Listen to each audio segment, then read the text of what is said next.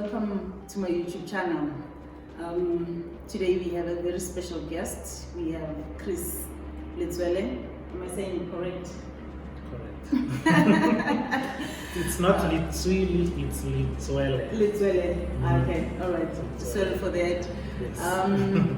We have a very special guest. He is an author, he's a father, he's a husband, and he's a geologist. But today we're just going to stick on the books. He has 2 books that he has written. Sometimes God allows us to cry.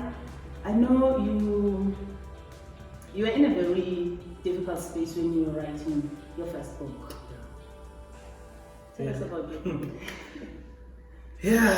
Okay.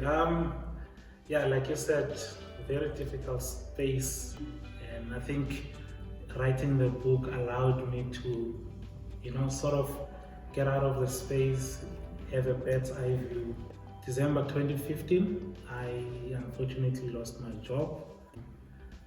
We were called to our boardroom and basically told that today is your last day of coming to work. Wow, I can imagine. And it's scary at first, confusing. There's a million questions that come to your head. How am I going to survive? How am I going to make it? If you're married, you've got a young family. So what happened was then, we went home. Obviously sat at home.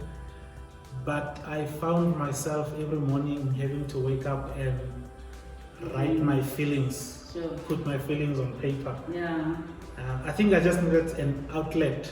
An outlet on how to, taking out what I was feeling at that time. So I just wrote without even thinking about what could be the consequences of whatever I write. Just wrote the book, wrote whatever I wrote in a notebook, and eventually one morning I woke up, took my notes, wanted to rehearse and check what have I been writing. And I realized I wrote almost 2 notebooks full, and I thought, wow, okay. I have no idea what I wrote there.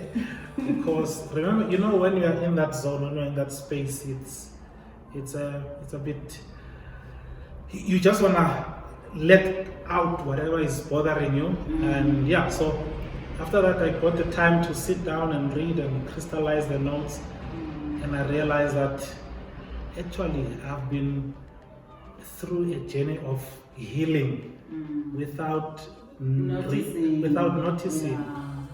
And I realized the whole experience of writing has basically healed the pain that I was feeling at that time.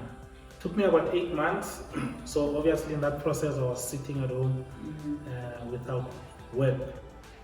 And then I realized, okay, this can be a book. And that idea of a book actually shocked me because I didn't know where to go and how to start. But now going back to you losing your work at the time, that was your bread and yes, that was your everything. For sure. But how did it affect your family? Look, it does affect the family dynamics. Obviously the man is at home, the woman is out there working. But I must say, in that process, we grew as a family. We got very close because, and I speak about it in the book.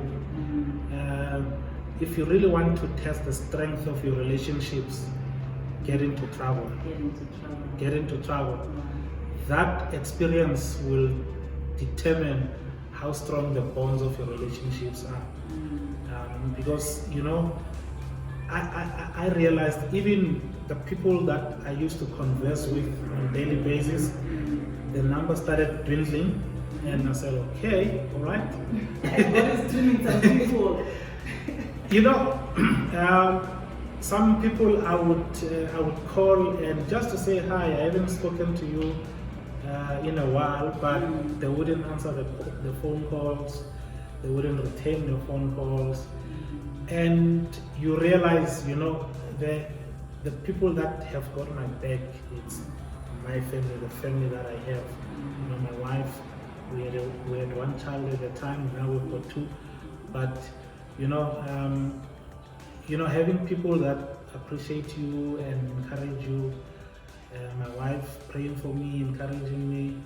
I think if it wasn't for that, it would have been worse. Yeah. But obviously emotionally you're still going through all these motions, but God, why?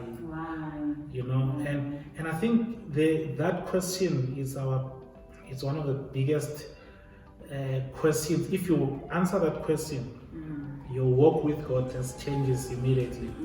Because every time we get into trouble, we ask God, but why me? And the question is, why not you? You know what I mean? Because God, that's what I call the title of the book. Sometimes God allows you to cry so that you can understand and appreciate His love for you. Because you learn a lot of God's love, not when things are nice, but when things are really difficult. Really tough.